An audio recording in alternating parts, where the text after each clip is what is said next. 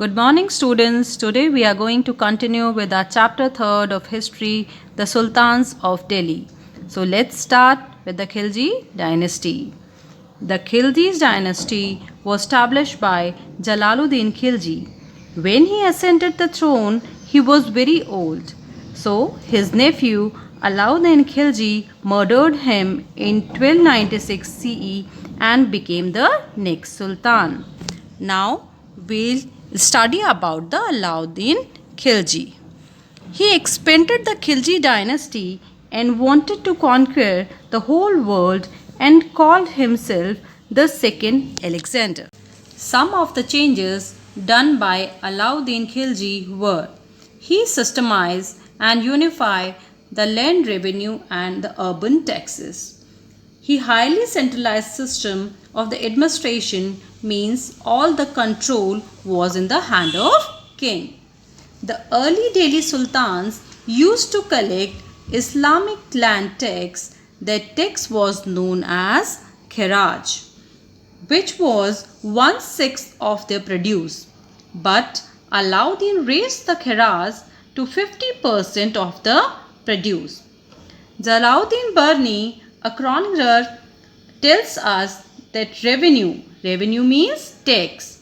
Revenue collectors were ordered by king that they forced the peasant to sell their standing crops to meet the tax demand. Mongols also increased attack on Delhi during Alauddin period. So he had to maintain a very large army. But the king could not give iktwas to all the soldiers, so he decided to give them cash salary.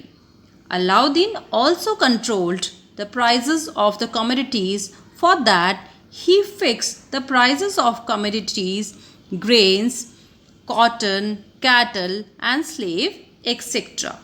A person who controlled the market was called as Shahnai-e-Mandi, and some other officers were also appointed to control market measures.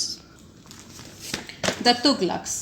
Tughlaq dynasty was established by Ghiyasuddin Tughlaq, and the other important rulers were Muhammad bin Tughlaq and Feroz Shah Tughlaq. Muhammad bin Tughlaq also maintained a large army like Alauddin Khilji, and he led many campaigns to Kalanur and Peshawar to secure himself from Mongol attacks. After the death of Muhammad bin Tughlaq, Feroz Shah Tughlaq became king, but he was unable to control his empire, and slowly the Sultanate of Delhi disintegrated. Disintegrated means bikhar jana, toot jana, because their struggle for the power among the nobles. The Delhi Sultan completely disintegrated by Temur, who attacked Delhi and nearby places in 1398 and 99. Sultanate after the Tughlaqs. After Tughlaqs, two more dynasties ruled over the Delhi, Sayyid and the Lodi dynasty. When Temur left India, his deputy Khiz Khan captured the throne and established Sayyid dynasty. Now Lodi dynasty. Lodi dynasty was established by Behlol Lodi. He was the governor of Punjab, but slowly he occupied the throne of Delhi. Lodi ruled from Delhi and Agra until 1526, but their control was only on some regions.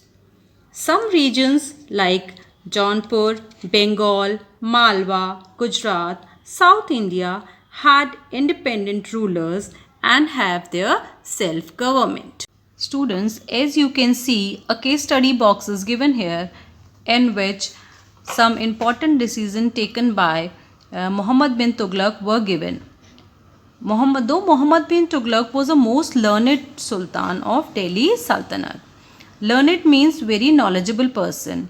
He was a lover of art, mathematics, astronomy, physical science, and he was a very good poet also.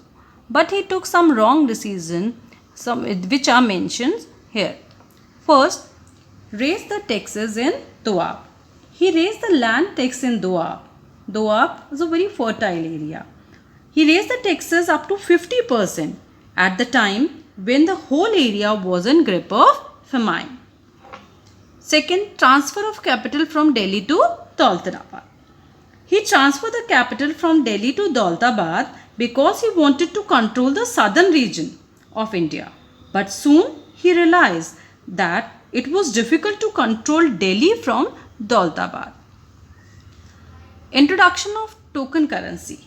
He introduced a new currency of bronze coin in place of silver coin. The bronze was easily available material for the common people. So they started making their own coins at their home, and too many coins came into circulation and the situation became out of control. Expedition of Khurasan and Khurasan. Muhammad bin Tughlaq undertook expedition into Khurasan and Khurasan area. He was unable to establish their control over these territories, and the earlier decision which he has taken is also had also affected the prestige of the Sultan. Muhammad bin Tughlaq died in 1351 while fighting with the rebellion in Sindh. That's all. With this, we complete the chapter. Thank you.